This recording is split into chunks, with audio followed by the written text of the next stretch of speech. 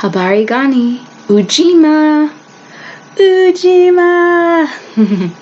Today is the third day of Kwanzaa, and the principle is Ujima, which means to build and maintain our community together and to make our brothers and sisters' problems our problems and to solve them together.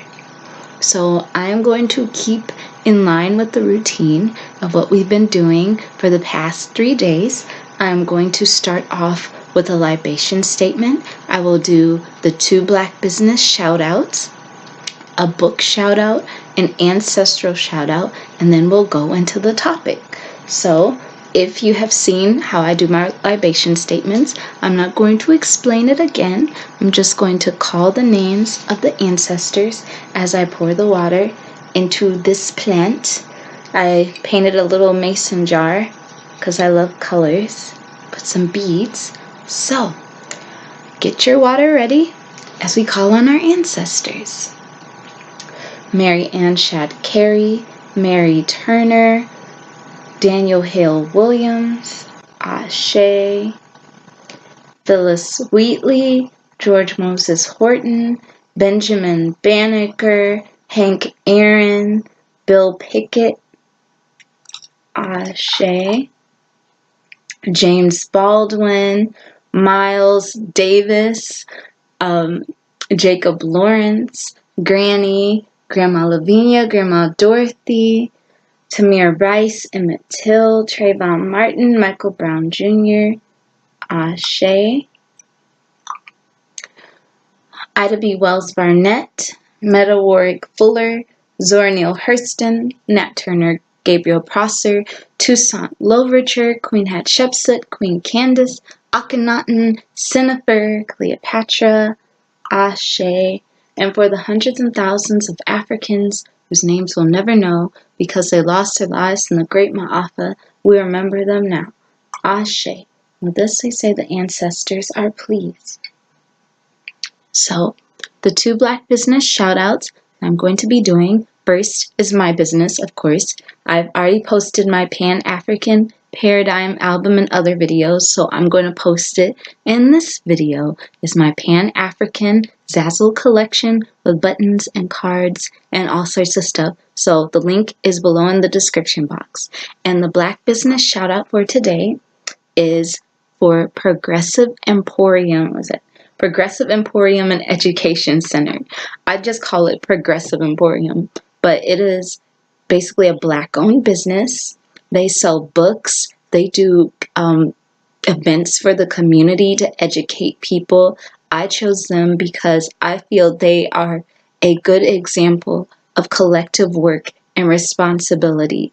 A lot of the members are upstanding citizens in society. They go out and they teach people about Black history. They use their money to, renovate the entire community. So that is why they are the Black business that I chose for today. St. Louis based. Hey!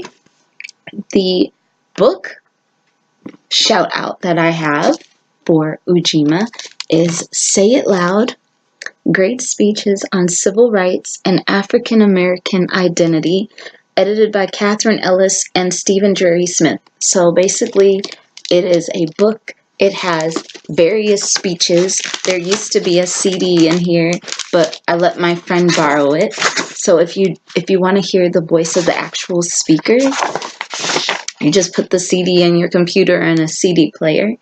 There's Malcolm X. There's I think George Washington Carver somewhere in here. No. There is Barack Obama, Mary Frances Berry. There's just a lot of good speeches in this book, so I highly recommend Say It Loud. Our ancestor for today, our ancestor shout out is Marcus Garvey. He is going to have a slideshow at the end of this video. I selected him for Ujima because he basically collected Black people across the diaspora for his Black Star Line and to start various Black businesses and organizations. To go back to Africa, the UNIA, which is the United Negro Improvement Association, is still in existence. It was bigger than the NAACP. And he basically instilled Black pride in Black people all over the world. So some of the images in the slideshow are not of Marcus Garvey. They're actually of people who are involved in the UNIA. So there will be a photograph of a woman and a man with glasses. That was Malcolm X's parents. So, slideshow at the end. Now into our topic. I have some notes because I can't remember it all. So, as I said, Ujima means to build and maintain our community together and to make our brothers and sisters' problems our problems and to solve them together. Right now, or I guess for a while, we have been a very individualistic society, and that is okay because you have to have individual self-expression, but you also have to remember that you live in a community, and sometimes your problems are not just your problems. They are the community's problems. And sometimes you cannot solve them alone. Sometimes you need help. Okay? So as Black people, we as people of African descent living in this country would not have gotten as far as we have gone if it wasn't for us helping one another. I remember reading during enslavement, people after enslavement walking the streets, looking into each other's faces because they were looking for their relatives. Some people would just connect as families just to survive. When we came during the Great Ma'afa to, North America and South America, we all didn't speak the same language because we were all from different tribes. Yet, we united for one cause, and we assisted one another, and that is what kept us from being enslaved forever. So, I'm going to tell you some examples in my little speech that I am about to do. So, first example, when I was a child, I used to go to the Martin Luther King parade every year. From the time, I guess, before I could even talk, I would go to the Martin Luther King Jr. parade in St. Louis, and I would march, and I would have my sign, and we would always end up at Powell Symphony Hall, which is, the Symphony Hall, and they would have a series of speeches and singing and things for Martin Luther King Jr. Day. And every single year, somebody would come up and say the same speech using different words. And they'd be like, we have to connect with each other. We cannot blah, blah, blah, blah. We will never be free if we blah, blah, blah, blah, blah. And I was like, yes, we have to connect together. We have to connect together. And I would, I would leave inspired because, I was a little girl. And then we would go to Harris Stowe because they would have their Martin Luther King Jr. event. And I would hear the same speech from a different person using different words. And I'd be like, we have to connect together. We have to build our community. I was like, yes, we got to build our community. Let's build it. Let us build it. And then a year would pass and nothing would happen. And of course, me as a child, I'm like, why is nothing happening? We're supposed to be doing this. Didn't they say that at the beginning in January at Powell Hall and at Harris Stowe? Yes, they did. But the only way you can get things done is if you make a personal decision to do it. Sometimes we don't get things done because we are waiting for the other person to do it. Like that woman that got, in history, that got stabbed to death in her own neighborhood. And everybody was just watching because they thought the other people had called the police. It's kind of like that. We cannot wait on each other all of the time. If we are responsible and take accountability for our own lives, it will be easier to take accountability and responsibility for our community. It alleviates chaos. It alleviates confusion. Now, I mentioned in another video, I think it was about the book that I didn't want to read. I mentioned that before we moved to Ferguson, we lived in Kinloch. Kinloch was a Black community. The neighbors knew each other. You would know each other by your last names. And to this day, if somebody has a particular last name, they will know who you are. They'll know your family. They'll know your brothers and sisters. They'll know how you acted as a child if they grew up in Kinloch, because the community was so tightly knit and they took care of one another. I know my great-grandmother would go out and she would take care of people. She would do their hair. She would pray over them. She would visit them at their houses. We need to get back to doing that. There are still Black people that do that. There are still Black people who don't put their elders in nursing homes. They will house their relatives if their relatives have nowhere to stay. Even if they feel that they are not being appreciated, they know that it is their responsibility to take care of their family. But now we've gotten to a time where we've become so disillusioned. All we want to do is be selfish and think about ourselves. But we cannot be selfish at this time because globally we don't have any friends. That's what John Henrik Clarke said in his speech. You have no friends. You don't have one friend. You don't have two friends. You have no friends. None. None at all. They can be nice to you, but on a global level, you have no friends. Collectively, as Black people. That is why we got to look out for one another.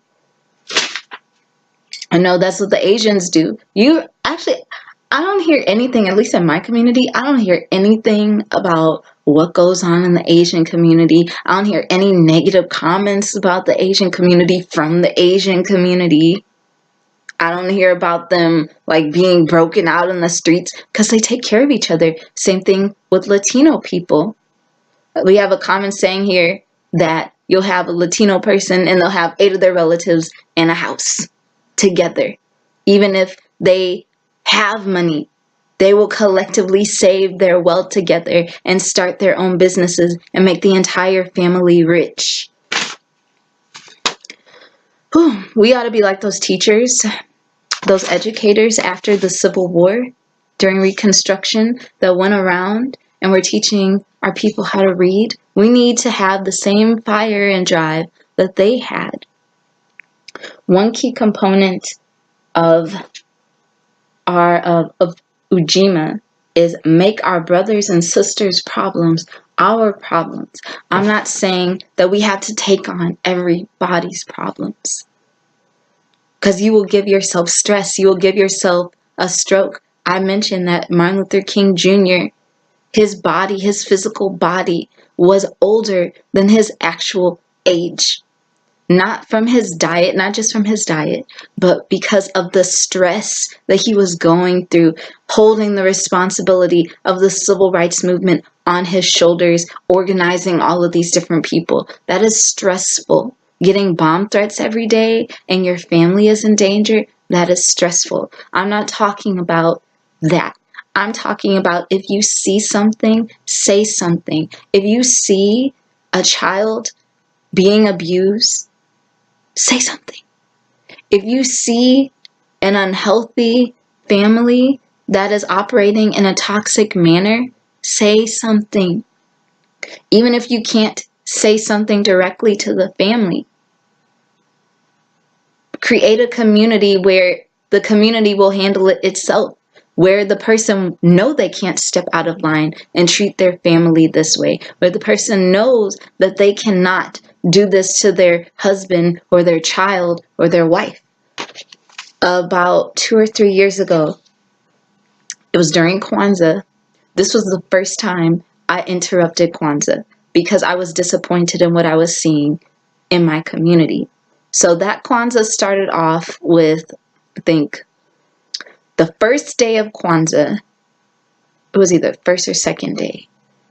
Dr. Umar Johnson had this very big rant about another YouTuber or something. So I was like, okay, I don't like this. And it was either that day or the day after, somebody in our community, a woman, got physically assaulted by another member in our community, a black man. And there were people on YouTube, saying, well, what did she do? What did she do? We would have never known about the story. We would have never known about the incident if there wasn't a sister in the community that brought it to our attention. And the community gathered together to support the sister that had been physically assaulted and basically ostracize the man that did it. They're like, we're not going to buy from this man. We are not going to support his business. We are not going to support his lies. That was coming together. That was Ujima. If you have nobody watching out for you, and you are just like, innocent, vulnerable, there are people that will take advantage of you. Nobody's out trying to go take advantage of the Asian community. Nobody's trying to go out and take advantage of the Latino community. I mean, they're trying, but it's not working. Yet we have all of these people taking advantage of our community. And we have to make it stop. We have to strengthen ourselves. Take responsibility for our own personal actions instead of playing the blame game. There are things in this life that, yes, we can blame on other people. We can. Enslavement, we can blame it on other people. Lynching, we can blame that on other people. But the personal things that happen in our personal lives and our personal response to them, we have to take responsibility for it. And that is the only way I personally believe that we can have Ujima. How can I feel responsible for my community if I don't feel responsible for myself? But anyway, that's how Ferguson got so big. I mentioned in the Ferguson video that we would have never known about Ferguson if it hadn't been for those initial people that were there. Anyway, so my task for you on this day of Ujima is to make a list of the things that you are responsible for. Then, after you make that list, figure out ways that you can use your own personal responsibility to benefit the community. It doesn't have to mean like, oh, I have to dedicate my hours and time to this particular organization. It could be as simple as reading to your child, reading to your nieces and nephews, cleaning up your alleyway. You don't have to clean up the whole community. You can just clean up your alleyway, clean up your front porch. Rake some leaves in a neighbor's yard. Bring somebody some food. Maybe donate a little bit of money to an organization that does a lot of things on a bigger scale than you can for your community. Raising awareness, posting positive affirmations on social media. There's plenty of things that you can do to benefit your community. So that is my little lecture for today. Now I will let you watch the Jacques-Garvey slideshow, and everybody have a beautiful and wonderful Ujima. Bye.